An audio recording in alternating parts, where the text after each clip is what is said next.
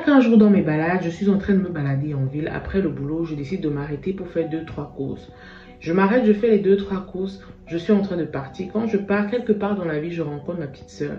Je l'appelle au téléphone, je lui dis, je suis à X endroit, je suis en train de te voir.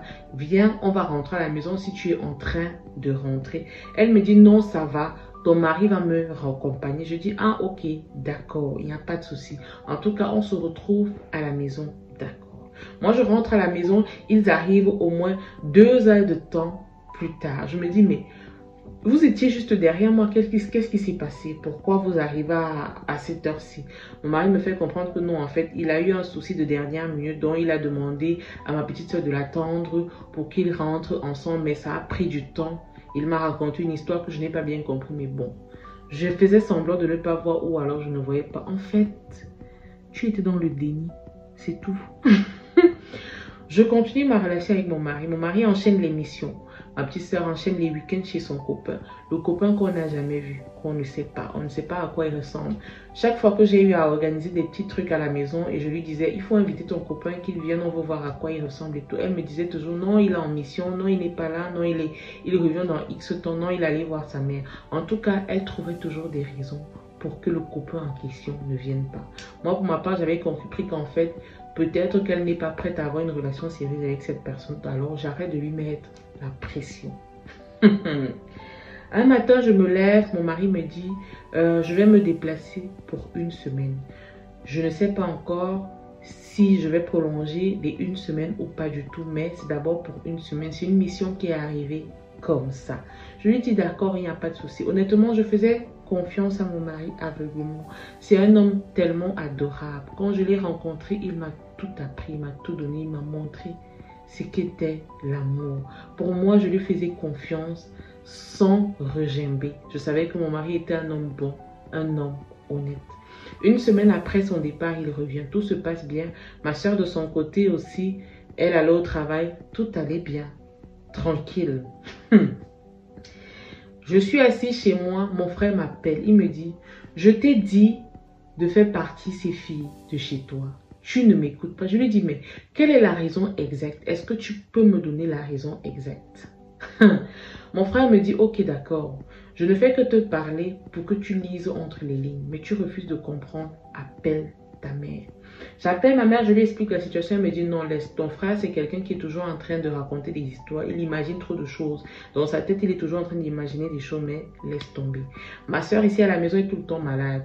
1, 2, 3, elle est malade, elle ne va pas au travail. 1, 2, 3, elle est malade, elle ne va pas au travail. Un beau matin, elle se lève, elle me dit, j'ai trouvé un logement quelque part. Et je vais partir. Je lui dis, ah bon, tu as pu faire des économies comme ça au point où tu t'es trouvé un logement. Elle me dit, oui, j'ai pris un petit logement, un petit appartement. Je vais m'y installer. Mon compagnon m'a aidé à aménager et à payer. Je dis, mince. Le gars en question, il est vraiment bien stable financièrement. S'il arrive à s'occuper de toi de cette façon, c'est très bien. Mais on aimerait au moins voir le gars. Parce que voilà déjà des mois que vous êtes ensemble, mais on ne le voit pas, on ne sait pas à quoi il ressemble. Elle me dit non, le moment venu, vous allez le voir, ne vous inquiétez pas, calmez-vous. Ma soeur déménage, tout se passe bien. Elle organise un repas chez elle, on va au repas, on mange, tout son est content. Je constate qu'elle a quand même changé, elle a pris un peu de poids. Je lui dis, mais en tout cas, le déménagement te va bien, tu as pris un peu de poids. Ma mère était assise. Je vois les jeux de regard entre ma mère, mon frère, ma soeur. Je ne comprends pas. Je dis bref. Je rentre chez moi. Mon frère m'appelle. Il me dit, appelle ta mère. Pose-lui encore la question de pourquoi je voudrais que les filles là partent toutes de chez toi. Et il y a encore une là-bas. Il faudrait aussi qu'elle aussi, elle parte. Je finis par demander à ma mère, qu'est-ce qui se passe? Elle me dit, elle n'a rien à me dire. Elle ne connaît pas de quoi mon frère parle. Voilà ma soeur qui est enceinte. Elle annonce à tout le monde qu'elle est enceinte. Quand elle annonce à tout le monde qu'elle est enceinte, on lui dit, mais quand même, on voudrait voir le père de l'enfant. Elle dit non, elle n'est pas prête à montrer le père de l'enfant. Moi ici, je dis, bon, c'est son choix, c'est sa décision, il n'y a pas de souci. On respecte ça. Ici me dit qu'il va organiser un brunch entre amis avec ses amis. Ils vont aller quelque part dans un petit village et ils vont rester là-bas durant le week-end. Ils ont souvent l'habitude de faire ça. Ils organisent ça entre eux. En tout cas, ça c'est les vies des rousses. En tout cas, les pauvres ne font pas ce genre de choses en tout cas. Le week-end arrive, je prépare la valise, il s'en va. Il s'en va, il revient, tout se passe bien. Je suis assise chez moi, j'ai mon téléphone en main et voilà que je reçois un message. Le message dit ceci. Ton mari sera bientôt papa d'un autre enfant. Tu ferais mieux d'ouvrir les yeux autour de toi. Qui a envoyé le message? C'est qui a envoyé le message à la femme là? Et puis elle maintenant, elle ne sait pas quoi faire. Moi, ça commence à tourner dans ma tête. Cette nuit, je n'ai réellement pas dormi. Je me suis posé mille et une questions. J'ai commencé à chercher à savoir, à fouiller dans les ordinateurs, dans les choses de mon mari pour voir ce qui se passait réellement. Parce qu'honnêtement, je ne voyais rien. Rien ne se voyait. Je ne pouvais pas me douter que mon mari pouvait m'être infidèle. Mon mari rentrait toujours à l'heure. Mon mari était toujours là. Je connaissais ses déplacements. Je savais comment il fonctionnait. Je me mets à fouiller. Je ne vois rien. Alors je décide de fouiller son téléphone. J'ai fait les pieds et les mains pour pouvoir avoir ce code. J'ai finalement eu le fameux code. Ce que j'ai vu dans ce téléphone m'a fait peur.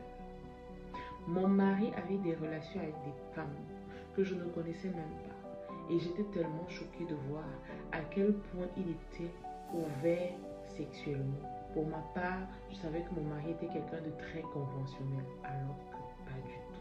L'homme que j'avais en face de moi était différent de l'homme que j'avais dehors. J'avais dehors un homme qui s'essayait à tout type de pratique. Et quand je parle de tout type, c'est vraiment tout type de pratique. Ah! J'étais tellement choquée. On a eu des problèmes, lui et moi, des crises et des crises. Je dis bien des crises et des crises. On a essayé de calmer la situation. Ma petite soeur, mon autre petite soeur était toujours chez moi. Elle était toujours là avec moi. Elle me soutenait comme elle pouvait. J'étais choquée de voir à quel point mon mari était un homme infidèle. Je le regardais, j'étais choquée.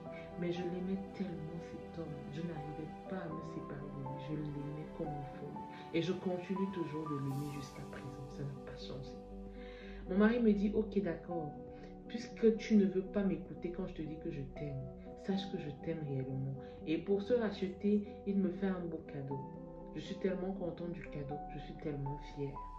Je fais une petite crémaillère à la maison où j'invite les gens à venir manger et boire pour arroser la voiture en question.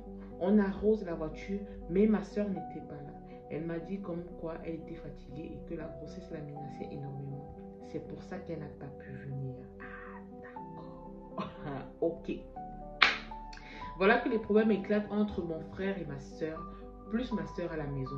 Tellement les problèmes éclatent que je n'arrive pas à comprendre quel était le véritable problème qu'ils avaient. Il y avait une espèce de tension entre eux. Ma mère qui essayait de calmer la tension. Jusqu'à ce que ma petite soeur vienne me voir. Elle demande à me parler. Et quand elle me parle, elle me dit ceci. Ça fait X temps qu'on vit chez toi. Quand tu es parti et que tu es allé accoucher, les choses se sont passées ici. Moi-même, je ne suis pas fière, mais je préfère me libérer. Je voudrais me libérer parce que je ne sais pas de quoi il fait demain. Les gens meurent trop, c'est ce qu'elle m'a dit. Sache que je t'ai toujours aimé et respecté. Mais ici, je pense qu'il faudrait que les choses soient désormais très claires.